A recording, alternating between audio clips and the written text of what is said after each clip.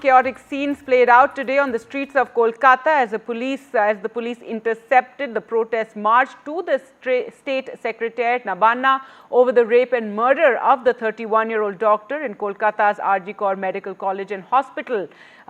In fact, around 200 protesters were arrested, and the riot police used tear gas shells, water cannons and batons to stop the protesters from proceeding towards the secretariat. Some of the protesters were also shown throwing stones towards the police.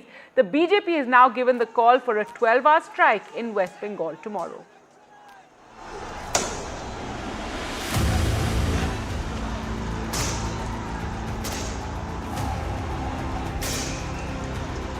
Kolkata turned a fortress. As anger spiraled on her streets, protesters marched towards Nabanna, the West Bengal secretariat. They were met with water cannons and tear gas shells as the cry for justice reached a crescendo. West Bengal police resorted to lathi charge against the protesters to disperse them during the Nabanna Abhijan. After the protesters pelted stones, broke barricades, some protesters were also detained by the police as some police officials suffered injuries. देखिए अभी situation पूरी तरह से control में है। जब सब जगह से डेटा कंपाइल होगा, उसके बाद लाल बाजार से ये डेटा जो है शेयर कर दिया जाएगा। Protest politics now peaks in West Bengal, with the BJP and the TMC holding protests and counter-protests. The BJP has demanded Mamata Banerjee's resignation and called for another 12-hour bandh on Wednesday, a demand student groups have largely avoided. BJP leaders have marched to the police headquarters in Lal Bazar and have staged a sit-in demanding the release of the detained protesters.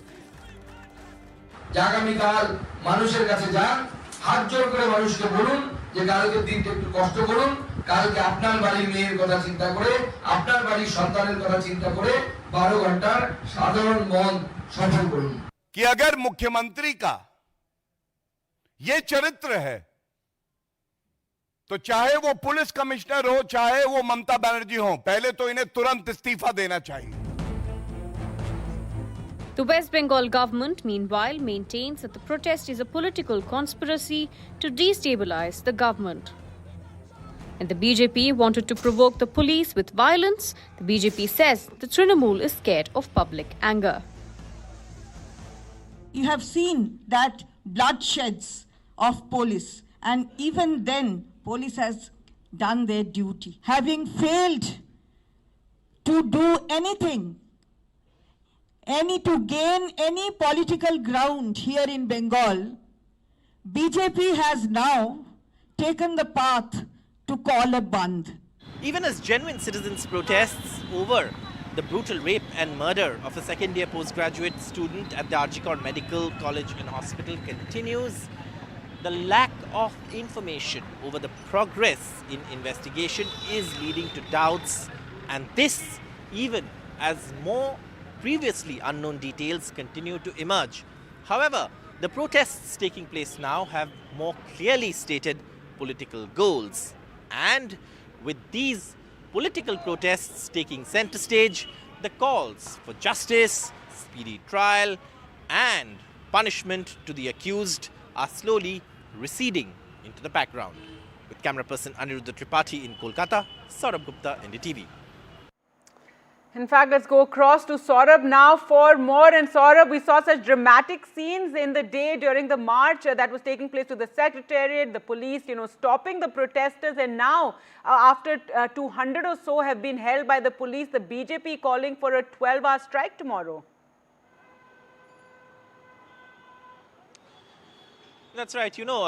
What was supposed to be a students' protest under the banner of what is known as Chhatra Samaj, an organization which the police said had no registration, etc., turned violent. There was stone pelting, policemen were attacked, petrol bombs were thrown, and the police have said that they've recovered petrol bombs also. But all of this happened as these protests took place.